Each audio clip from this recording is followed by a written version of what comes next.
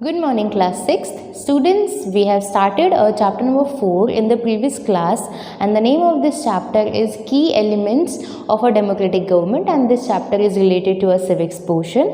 And in the previous class, we have done 3 topics: elections, apartheid, and people's participation. And in this class, we will cover this chapter. So today's topic is conflicts over sharing river water, Kaveri water dispute.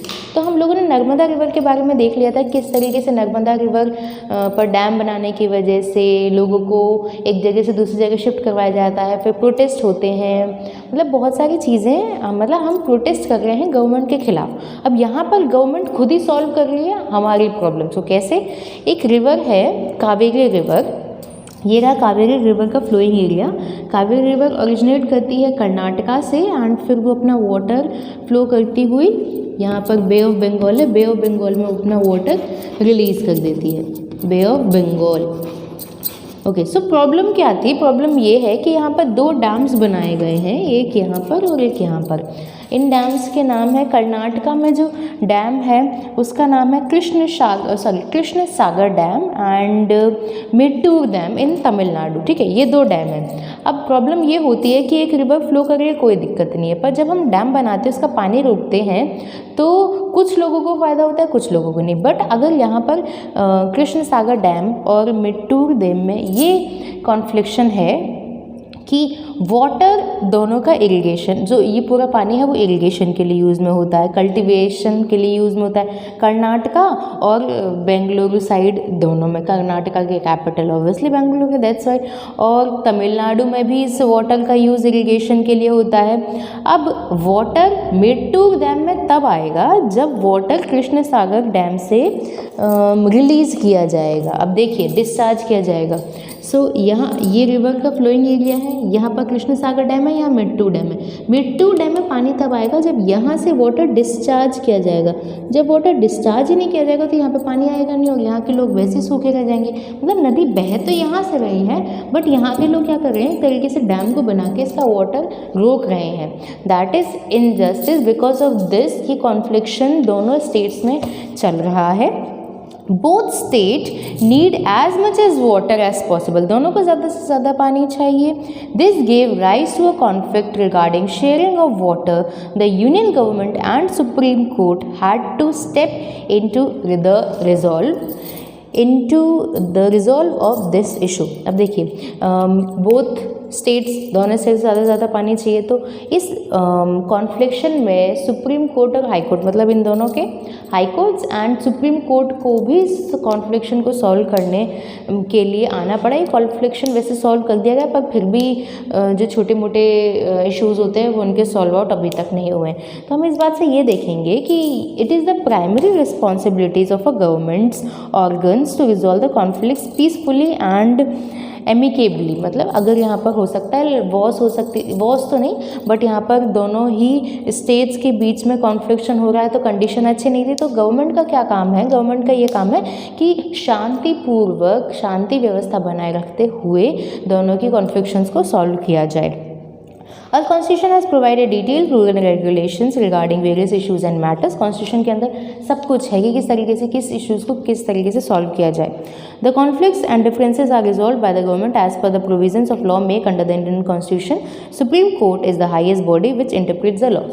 अब laws बने हुए हैं हमारे Constitution के अंदर, किस तरीके से आपको confliction को solve करना है, और वो laws को interpret करते हुए कौन हमारी confliction को solve कर रहा है? Supreme Court.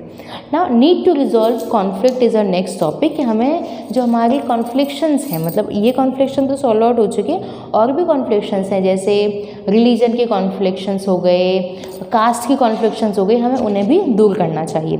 So India is a country of diversity, बिल्कुल सही बात है। इंडिया में different colours, different festivals, different dresses, languages बोली जाती हैं, मतलब डाइवर्सिफाइड है हमारा इंडिया, और हमारा फर्स्ट चैप्टर भी डाइवर्सिटी से ही रिलेटेड था। People belonging in different castes and religions live here. Generally people of lower castes are socially and economically backward. जो हम लोगों ने कास्ट में डिवाइड किया था हमारी क्लासेस को या सोसाइटी को, तो जो बैकवर्ड क्लासेज है, लोअर कास्ट है, उनको पिछड़ा हुआ माना जाता है। उन्हें अपर क्लास से नीचा माना जा रहा है, उन्हें बहुत सारी फैसिलिटीज़ प्रोवाइड नहीं करवाई जा रही हैं। मेजॉरिटी में इंडिया में हिंदूज़ रहते हैं, but Islam, Christianity, Buddhism, Jainism and Sikhism भी यहाँ पर एकदम हम कहें यहाँ रहते हैं प्रोस्पैरिटी के साथ। सदियों से ये सभी लोग, सभी रिलीजन के लोग इंडिया के अंदर प्रोस्पैरिटी, यूनिटी के साथ रहते हैं। बिसाइड्स दैट अगर हम बात करें, यहाँ पर 1600 लैंग्वेजेस, 1600 से ज़्यादा लैंग्वेजेस बोली जाती हैं। 32 लैंग्वेजेस बोली जाती हैं 1 लाख पीपल के द्वारा, एंड 22 लैंग्वेजेस हमारी कॉन्स्टिट्यूशन में इनलिस्टेड है ऑफिशियल लैंग्वेजेस के तौर पे। ऑफिशियल लैंग्वेज भी हम लोग चैप्टर नंबर 1 में देख चुके हैं, कॉलम में था। Majority of people of North India ही speak Hindi, whereas South India, अगर हम नॉर्थ इंडिया की बात करें, राजस्थान, दिल्ली, पंजाब तो नहीं but UP and MP side, Gujarat side, Gujarat में भी गुजराती बोलते हैं। सो यहाँ पर हिंदी बोली जाती है। और साउथ में अगर हम बात करें, तमिलनाडु में तमिल, कर्नाटका में कन्नड़, मलयालम, केरला में बोली जाती है, आंध्र प्रदेश में तेलुगु। तो यहाँ पर डिफरेंट साउथ इंडिया में लैंग्वेजेस की डिफ्रेंसिएशन है और नॉर्थ इंडिया में मोस्टली हिंदी बोली जाती है। अब यही डिफरेंसेस है हमारे रीजनल इनबैलेंसेस के लिए। अपार्ट फ्रॉम दोज डिफरेंसेस, मतलब ये सारे डिफरेंसेस देखते हुए वी हैव रीजनल इम्बैलेंसेस। मतलब रीजनल इम्बैलेंसेस को हम देखते हैं कि किस तरीके से, जैसे speaking north western and south states of India are more developed than the eastern states. अगर हम बात करें तो नॉर्थ इंडिया और साउथ इंडिया ईस्ट इंडिया से ज़्यादा डेवलप्ड है, ईस्टर्न इंडिया की तरफ ज़्यादा ध्यान नहीं दिया जाता है। अब यहाँ पर कॉन्फ्लिक्शंस की बात करें तो सोसाइटी में कॉन्फ्लिक्शंस क्लासेस को भी लेके हैं। जैसे 27% जो जॉब्स हैं वो ओबीसी के लिए रिजर्व कर दी। तो जो जनरल वाले लोग हैं, अपर कास्ट वाले लोग हैं एंड लोअर कास्ट वाले लोग हैं, वो रैलियाँ निकालते हैं, क्यों भाई इन्हें 27% क्यों। पर फिर भी इस बात मतलब कॉन्फ्लिक्शन हो जाता है कि इन लोगों को इतनी ज़्यादा और बाकी लोगों को इतनी कम। तो कॉन्फ्लिक्शन होने के बाद ये बात सुप्रीम कोर्ट में जाती है, हाई कोर्ट में जाती है। फिर भी ये जो स्टे है, मतलब इस बात पे स्टे लगती है एक तरीके से। यही डिसीजन स्टे रहता है कि 27% ही इनको जो आरक्षण है, जो रिजर्वेशन है, वो मिलेगा। Thus we find here that high court of our country resolve the conflict. Highest court, मतलब हम इस बात से ये अंदाज़ा लगा सकते हैं कोई भी कॉन्फ्लिक्शन होगा, highest court mean supreme court का ही फैसला है, वो अंतिम फैसला होगा। रिलीजियस कॉन्फ्लिक्शन और की बात करें तो अगर एक मुस्लिम सोसाइटी में से कोई हिंदू रैली निकल रही है तो उस पर दंगे हो जाते हैं। तो ये क्या है, यहाँ पे भी कॉन्फ्लिक्शंस आ रहे हैं। Durga Puja procession might pass through a Hindu Muslim dominated, जैसे दुर्गा पूजा की कोई रैली निकल रही है, झांकी निकल रही है और वो मुस्लिम डोमिनेटेड सोसाइटी, आसपास मुस्लिम्स रहते हैं, ये बात कर लें। अब मुहर्रम प्रोसेशन और ताज़िया माइट भी proceeded through a Hindu dominated area.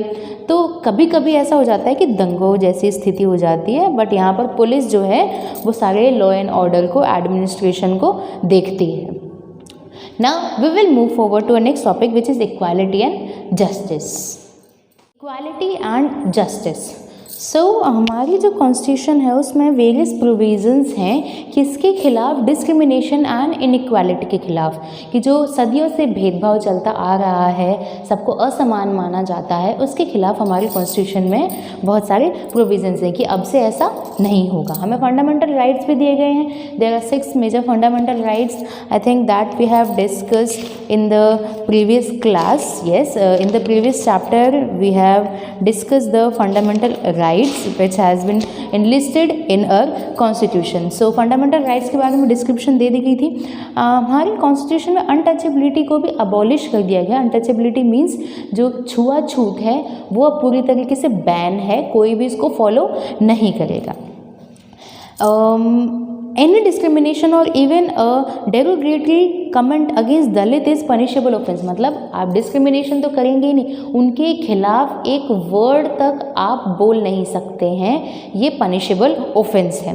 Doctor Bhimrao Ambedkar who is the father of our constitution, Indian constitution का दिमाग था इन पूरी चीज़ों के पीछे कि क्या क्या चीज़ें एनलिस्टेड होनी चाहिए हमारे कॉन्स्टिट्यूशन में जो इक्वालिटी को लाएगी, डिस्क्रिमिनेशन को एक तरीके से हटा देगी। बिकॉज उन्होंने खुद इन सभी चीज़ों का सामना किया था, उन्होंने फेस किए थे ये सारे shocking discrimination. He realise the necessity of giving social justice. जब कोई इंसान खुद फेस करता है तो उसे उस चीज़ की कीमत पता होती है, तो वही जो चीज़ें उन्होंने फेस की थी, he face shocking discrimination, because of this he realise the necessity of giving social justice. All the citizens are equal before the law, मतलब जो कानून की देवी हम लोग मूवीज़ में देखते हैं इस तरीके की वाइट कलर की जिनकी आंखों पे पट्टी होती है। आंखों पे पट्टी का मतलब वो अंधे नहीं, आंखों पे पट्टी का मतलब है कि उनके लिए सभी लोग जो सामने हैं वो बराबर हैं, चाहे वो अमीर हो चाहे वो गरीब हो, चाहे वो अपर कास्ट हो चाहे वो लोअर कास्ट हो।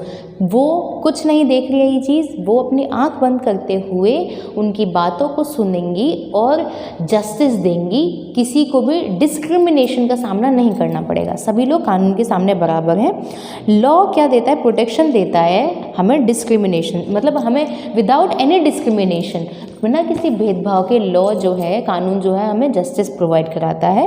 And the constitution has abolish all title like sir, Rai Bahadur, मतलब अब किसी को इन सब नामों से, इनके नाम के आगे ये सब लगाने की ज़रूरत नहीं है।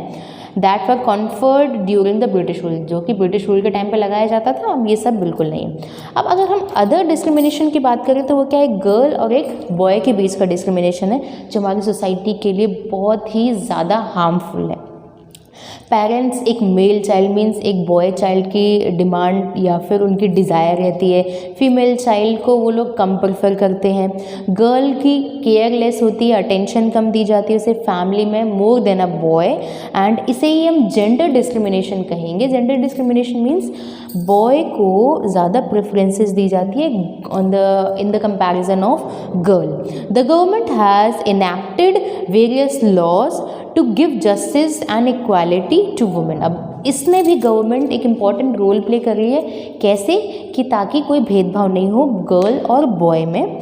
हम लोगों ने वुमेन एम्पावरमेंट की बात करते हैं, 33% उनको रिजर्व कर दिए, उनके लिए सीट्स, पंचायत सीट्स रिजर्व है उनकी, पंचायत पोस्ट रिजर्व हैं। लॉज हैं जैसे प्रैक्टिस ऑफ डाउरी, दहेज प्रथा। अगर दहेज प्रथा मतलब दहेज आप देते हैं तो वो पनिशेबल ऑफेंस है। Recently women have been given the right to inheritance in their parents property. अगर माता पिता की कोई प्रॉपर्टी है तो पहले अधिकार बेटों का माना जाता था, अब क्या है, जो प्रॉपर्टी है उसमें अधिकार वुमेन्स मतलब बेटियों का भी होगा। The government is considering to reserve a fix percentage of seats for women in parliament. Parliaments में भी वुमेन्स के लिए, मतलब अभी कंडीशन ऐसी देख सकते हैं हम कि जो पार्टिसिपेशन है वुमेन्स का कम है, तो हम क्या चाहते हैं, गवर्नमेंट क्या चाहती है, ज़्यादा से ज़्यादा पार्टिसिपेशन वुमेन्स करें, तो उनके लिए सीट्स रिजर्व कर दी जाती हैं। It is also the duty of citizens to sow the seeds of tolerance and brotherhood. ज़रूरी नहीं है सारे काम गवर्नमेंट ही करे, हमारा भी ये काम है कि हम भाईचारा और सहन शक्ति या फिर बिना भेदभाव के जो सोसाइटी है उसका निर्माण करें। Everything can not be left on the law and administration. Obviously सब कुछ गवर्नमेंट पर ही नहीं छोड़ा जा सकता है, कानून पर नहीं छोड़ा जा सकता। जब तक हम शुरुआत नहीं करेंगे तब तक एक अच्छी सोसाइटी नहीं बन पाएगी। It is a responsibility to see that caste और रिलीजियस कॉन्फ्लिक्ट्स डोंट राइज। हमें ये देखना है, गवर्नमेंट हर बार आके नहीं देखेगी, हमारा ये काम है कि हम ये देखें कास्ट डिस्क्रिमिनेशन बिल्कुल नहीं हो, रिलीजियस कॉन्फ्लिक्ट्स न हो। So by this we have completed our chapter number 4, key elements of a democratic government. Thank you.